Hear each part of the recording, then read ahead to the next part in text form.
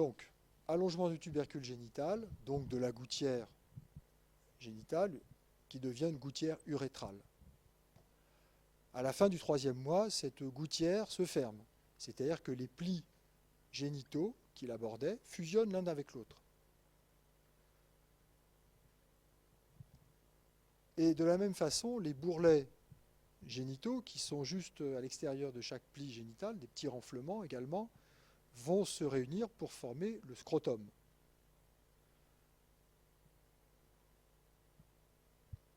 Pour que le développement s'accomplisse, il faudra également que se développe une glande à partir de la paroi du sinus urogénital, juste en dessous de la vessie, qui est la prostate. Et puis il faudra que les testicules, qui ne sont pas encore là, viennent se loger dans ce scrotum. On va en reparler après. Donc, une gouttière, une membrane cloacale, une membrane urogénitale et anale séparée, des plis génitaux, des bourrelets génitaux qui se forment. Dans le sexe féminin, ça, on va voir que ça reste ouvert et que l'allongement du tubercule génital est modéré. Dans le sexe masculin, l'allongement du tubercule génital est plus marqué, la gouttière s'allonge, les plis génitaux vont fusionner pour former un urètre. Elle est bordée par des bourrelets génitaux qui vont se réunir pour former le scrotum. Voilà un autre schéma qui vous montre la même chose. Bon, je vais y revenir après. Mais vous voyez que c'est vraiment une gouttière qui se ferme et la fusion de ces plis génitaux ainsi que la fusion des bourrelets génitaux est tout à fait visible à l'œil nu. Ça forme une espèce de petite marque qu'on appelle le raphet médian, le raphet pénien ou le raphet scrotal, qui est la marque de la fusion il y a longtemps de ces structures bilatérales.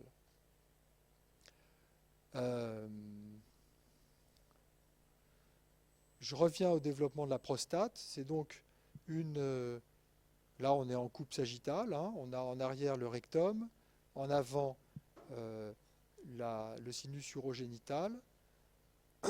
La vessie se développe, l'urètre commence à s'allonger. Il se continue par la gouttière urogénitale. Et rapidement, une glande se développe à la partie initiale de l'urètre, ce qu'on appellera l'urètre prostatique. Il se trouve, et vous vous souvenez qu'on a dit que les canaux de Wolff se terminent dans cette paroi postérieure du sinus urogénital. Et ils se retrouvent sous la vessie. Ils vont être entourés par la prostate qui se développe autour d'eux, autour de l'urètre, et donc englobant la terminaison des canaux de Wolff, ce qu'on appelle les canaux éjaculateurs, qui donc semblent au final la traverser. En fait, ils étaient là avant, c'est la prostate qui se développe autour. On ne voit pas là-dessus la vésicule séminale, mais qui donc se développe à partir de la fin du canal déférent. Donc la prostate se développe à partir d'une multitude de petits canaux qui se développent en profondeur et qui forment des unités glandulaires. Et la sécrétion prostatique est aussi une part moins importante que celle des vésicules séminales, mais à environ 25% du volume du liquide séminal. La part testiculaire et épididymaire étant très faible.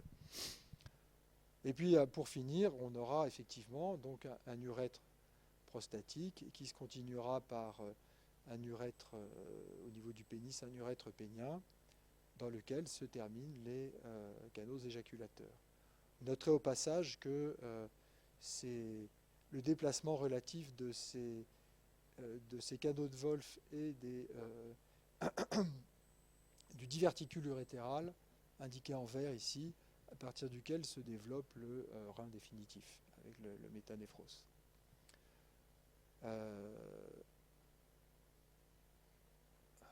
Est-ce qu'il y avait autre chose que je voulais vous montrer? Non, c'était ça. Pour ce qui est de l'urètre tout à fait distal, alors l'extrémité du pénis, le gland, en fait la terminaison de l'urètre c'est pas tout à fait la même chose. En fait, c'est des cordons cellulaires qui viennent de l'épiblaste, un cordon qui se développe en profondeur et qui va se canaliser. Et pour être tout à fait complet, donc, cette prolifération cellulaire va aussi s'effectuer sur le pourtour du gland.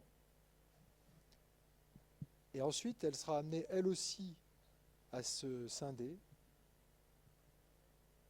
Et ça donnera le prépuce, ce repli de peau qui peut être tiré en arrière pour décaloter le gland. Et qu'on enlève quand on fait une circoncision. Donc ça se développe à partir de l'épiblaste.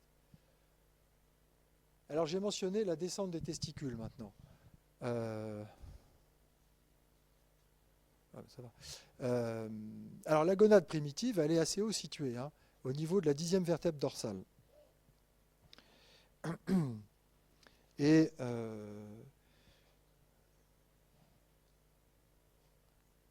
en fait, elle va descendre et venir se mettre au niveau donc, du scrotum. On a vu comment se forme le scrotum. Alors ça va se faire en 2 phases. Une première qu'on appelle la phase transabdominale, qui s'effectue de la 7e à la 15e semaine, et qui amène donc le testicule en bas au niveau du bas de la cavité abdominale, en fait au niveau de la région inguinale, mais à l'intérieur. Et là, les testicules vont y rester un petit moment, et c'est dans les 2 derniers mois du développement de la vie intra-utérine qu'ils vont effectuer la 2e phase, qu'on appelle la phase inguino-scrotale. Et pour cela, il va falloir qu'ils passent au niveau du pli de l'aine à travers un défilé qu'on appelle le canal inguinal, qui n'est pas un canal au sens de canal pancréatique, cholédoque ou je ne sais. C'est plutôt une voie de passage, on va dire, entre des structures pariétales, et ça va les amener donc au niveau du scrotum. Alors tout ça, c'est compliqué hein, comme processus. Vous voyez que ça s'effectue en 2 temps, que ça prend du temps. Quelquefois même, ça n'est pas terminé à la naissance. Les testicules, on examine toujours le scrotum d'un nouveau-né garçon pour voir où sont les testicules, s'ils sont dans le scrotum ou pas.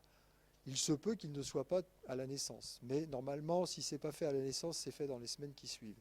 Sinon, on a affaire à un testicule, ou les deux, qui persiste en position inguinale, plus ou moins externe ou plus ou moins interne. C'est ce qu'on appelle une ectopie testiculaire. Ça fait partie des malformations assez courantes, pas forcément graves, mais assez courantes de l'appareil génital. Et donc, on palpe toujours pour voir si les 2 testicules sont là.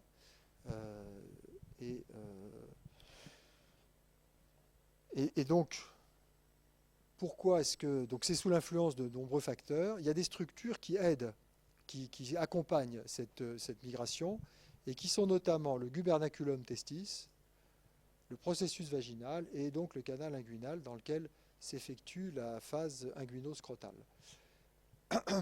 Pour ça, il faut revenir à la situation donc, au départ. On a un testicule qui est haut situé, mais en fait dans un tout petit embryon. Hein. À la 9e semaine du développement chez l'homme, on voit apparaître, parce que cette gonade, elle ne flotte pas comme ça, elle est attachée par des structures, comme tous les organes. Hein. Et donc, entre autres, elle est attachée par son pôle inférieur, elle est reliée à la future région scrotale par une bande du tissu conjonctif qui se développe et qui devient quelque chose d'assez consistant et qui donc représente un ancrage caudal de la gonade qui est encore haut située. On l'appelle le gubernaculum testis. Gubernaculum, c'est le petit gouvernail en latin. Hein. Et ce gubernaculum va progressivement, en gros, se raccourcir, ce qui va faire descendre la gonade. En même temps, il y a le développement de l'embryon qui fait que proportionnellement, comme il se développe plus dans sa partie antérieure que dans sa partie postérieure, de façon plus importante, et bien en fait, mais passivement, je dirais, ce testicule va se trouver plus près de la partie basse de la cavité abdominale. Mais il n'y a pas que ça. Il y a un raccourcissement, effectivement, de ce gubernaculum testis. Et à partir de la 8e semaine du développement, par ailleurs, il y a une expansion du péritoine qui se forme le long de ce gubernaculum jusqu'à la région scrotale. C'est ça qu'on appelle, c'est cette expansion péritonéale qu'on appelle le processus vaginal. On a donc, à la fin du 7e mois, normalement, un testicule qui est tout près de la région inguinale, à l'orifice interne du canal inguinal, qui est relié à la région scrotale par le gubernaculum testis qui s'est déjà raccourci, et qui est longé par cette expansion du péritoine qu'on appelle le processus vaginal. Et en fait, ce qui va se passer, c'est que le gubernaculum va encore se raccourcir, et là, vraiment, il va y avoir une attraction du testicule à travers le canal inguinal jusque dans la région scrotale, où le gubernaculum, donc très raccourci, formera le ligament scrotal, et bordé par le processus vaginal. Donc un autre petit schéma qui vous montre tout ça, le bas de la cavité péritonéale avec la vessie devant, et puis la gonade, là, le testicule, qui s'est déjà nettement abaissé, à la fois passivement par développement de l'embryon et raccourcissement du gubernaculum testis, et qui se trouve pas loin donc au niveau de la région inguinale. Le développement au niveau du canal inguinal. Le développement du processus vaginal,